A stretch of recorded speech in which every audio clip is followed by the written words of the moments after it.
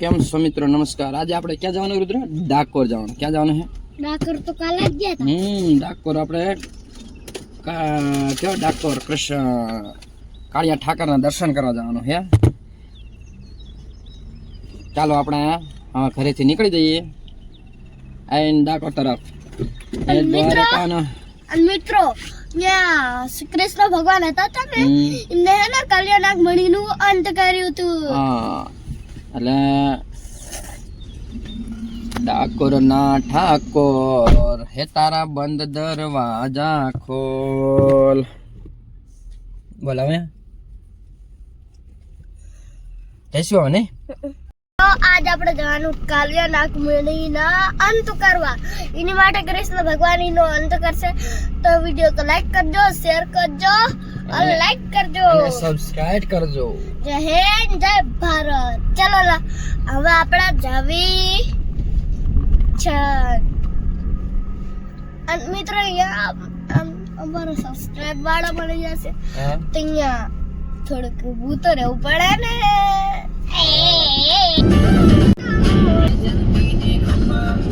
ચાલો ડાકોર તો આપણે પહોંચી ગયા છીએ। તો હવે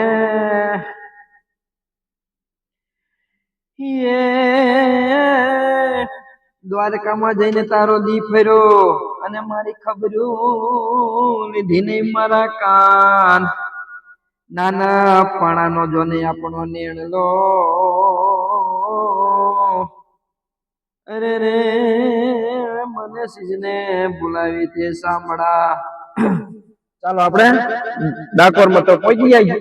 ડાકોર પહોંચી જશે। હવે આપણે ભગવાનના દર્શન કરવા જઈશું। હવે 34 જિલ્લામાં એક ખેડા જિલ્લામાં એક ડાકોર રણછોડરાયનું મંદિર છે। ત્યાં આપણે દર્શન કરવા આપણે પહોંચી ગયા છીએ। અને ડાકોર રહ્યું ને એ ખેડા જિલ્લાનો ઠાસરા તાલુકાનો એક ગામ છે ડાકોર। ડાકોરનું પ્રાચીન નામ, જૂનું નામ, પહેલા એને રાજાશાહી વખતમાં ડંગપુર કહેવામાં આવતું।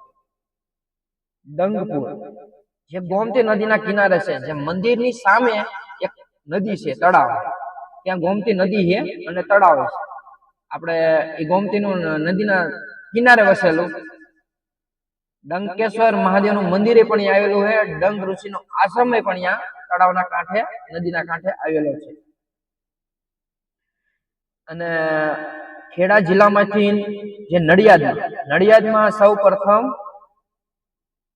ગુજરાતમાં સૌ પ્રથમ ટેલિવિઝનની શરૂઆત નડિયાદ ખાતે થઈ। એ ખેડા જિલ્લાનો નડિયાદમાં આવેલો। અને ખેડાનું વડું મથક લગભગ તો નડિયાદ જ છે। ખેડાનું પાર્સિંગ છે JJ7। ચાલો આપણે હવે દર્શન કરવા જઈએ। ત્યાં સુધીમાં એક આપણે થોડીક લોકવાયકા આગળ કહીએ। જે ડાકોર રણછોડરાયનું મંદિર સંવંત 1818 માં મહાસુદ પૂનમના દિવસે ઈમાનદાર ટંકેશ્વર પરિવારે બંધાવ્યું હતું।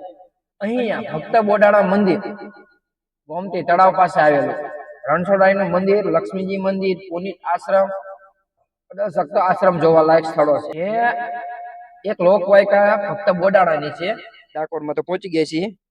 બસ હવે ગાડી પાર્કિંગમાં મૂકીને મેં કીધું અમે થોડાક ફ્રેશ થઈ જવી, પછી આપણે દર્શન કરવા જઈએ।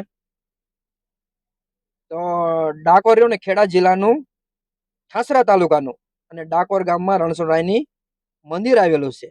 જે ડાકોરનું પ્રાચીન નામ ડંગપુર હતું અને જૂનું નામ કે ડંગપુર હતું અને અત્યારનું ડાકોર કહેવામાં આવે છે।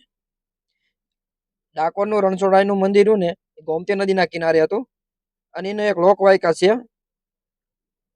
ડાકોરનું રણછોડરાયનું મંદિર 1818 માં મહાસુદ પૂનમના દિવસે ઈમાનદાર ટંકેશ્વર પરિવારે બંધાવ્યું હતું।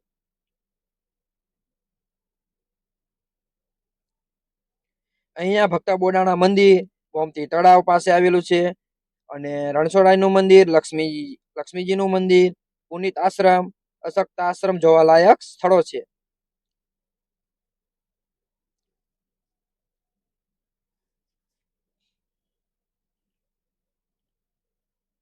એક લોકવાયકા પ્રમાણે, દંતકથા પ્રમાણે ભક્ત બોડાણા દ્વારકાધીશના પરમ ભક્ત હતા। ભગવાનને ચડાવવા માટે હાથમાં તુલસી ઉગાડી દર 6 મહિને પગપાળા ચાલીને દ્વારકા ભગવાનના દર્શન કરવા જતા હતા। તેમનું મૂળ નામ વજયસિંહ બોડાણા અથવા વિજયસિંહ ઠાકોર અથવા વિજયસિંહ રજપૂત હતું. અકાળે વૃદ્ધ થયા અને વૃદ્ધ થયા ત્યારે તેમની ભક્તિથી પ્રસન્ન થઈને રણછોડરાયજીને તેમના સપનામાં આવીને કહ્યું કે હે બોડાણા, તારે અહીંયા આવવાની જરૂર નથી, હું તારા ગામ આવીને વસીશ. એટલે ઈસ 1212 ભક્ત બોડાણા કારતક પૂર્ણિમાના રોજ રણછોડરાયની મૂર્તિ ગાડામાં બેસાડી દ્વારકાથી ડાકોર લાવવા રવાના થયા. બોડાણાએ ઉમરેઠથી ડાકોર વચ્ચે જે વિસામા માટે ગાડું ઊભું રાખ્યું. અહીંયા કહેવાય છે કે ત્યાં ભગવાને લીમડાની ડાળખી ખાલી પકડી હતી, પણ લીમડો કડવો હતો, પણ તો એ ડાળખી મીઠી થઈ ગઈ. આથી ભજન જે સંતવાણીના ભજન ગાતા હોય એને ખબર છે કે આખા લીમડામાં એક ડાળી મીઠી ઓ રણછોડ રંગીલા. આજે ત્યાં લોકો લીમડાની મીઠી ડાળી શોધ્યા કરે છે. બોડાણાએ મૂર્તિ ગોમતી નદીમાં છુપાવી હતી. તેની જાણ ગુગળી બ્રાહ્મણો થતા તેઓ ગુસ્સે થયા અને તેમાંથી એક વ્યક્તિ બોડાણા તરફ ભાલો ફેંક્યો. તેના કારણે બોડાણાને ઈજા થઈ. તે સમયે ભગવાનના સ્વરૂપે ગોમતી નદીના કિનારે ગોમતી નદીમાં જ મૂર્તિ સંતાડી છે. તે મૂર્તિ પણ ઈજા પહોંચી.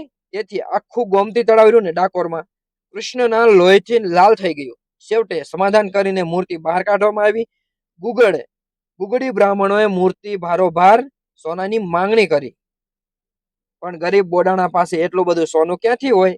પરંતુ રણછોડરાયની પ્રેરણાથી તુલના થઈ ત્યારે મૂર્તિનું વજન બોડાણાની સ્ત્રી ગંગાબાઈની વાડીના વજન બરાબર થયું. આમ દ્વારકાની રણછોડરાયની મૂળ મૂર્તિ ડાકોરમાં છે અને દ્વારકામાં પાછળથી બીજી મૂર્તિ સ્થાપિત કરે છે. તો આવો કઈક ડાકોરનો ઇતિહાસ છે.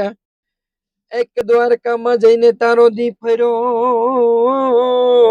અને ખબર્યો લીધી નહીં મારા કાન, પણ નાનપણાનો જોને આપણો નેણલો, અરે રે મારી ખબરો લીધી નહીં મારા કાન.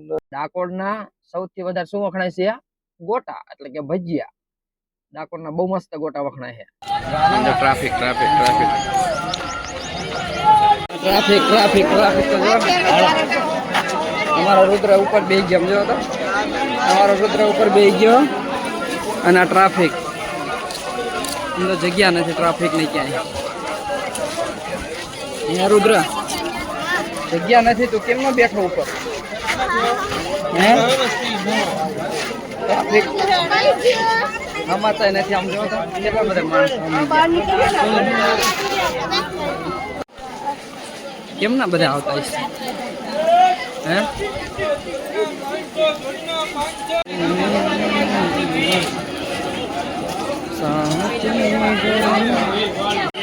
બોલો રણછોડરાય ભગવાન કી જય, બોલો દ્વારકાધીશ કી જય.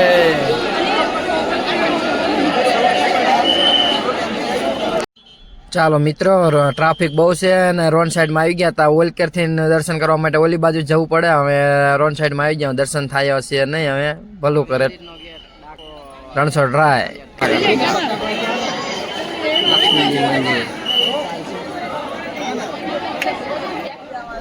આમ જો ટ્રાફિક જો આમ જો પાછળ ઓહો હાલવાની પગ મૂકવાની જગ્યા નથી. પૂનમના દિવસે દર્શન કરવાનું આવે, આડા દિવસે આવીને તો આપણને બધું જોવા મળે. આમ અત્યારે ટ્રાફિકના લીધે આપણે કાંઈ જોઈ ના શકીએ. બધું બંદોબસ્ત હોય ને એવો તો આપણને ક્યાંય જવા ના મળે.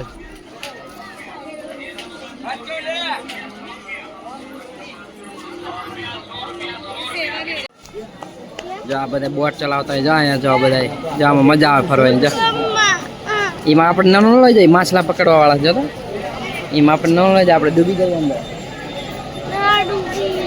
હે જો બધા અંદર જો બધા પૂનમ હે ને એટલે ડાકોરા બધા મંદિરે આવ્યા હોય દર્શન કરવા. જો હે ને આ બધું બહુ મસ્ત મંદિર છે ડાકોરનું. જો આ બધું હા આપણામાં હે ને પછી આપણે કાલે આવશું ને પાછા આવી જવું એટલે હજી જોઈશું. એ બધી દોરી હોય, દોરી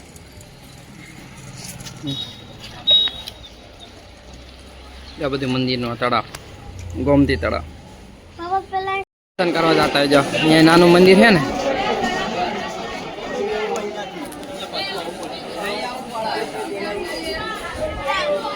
હે મોટો મોટો એવા હાલો બોટમાં જ આગળ જઈશ હાલ.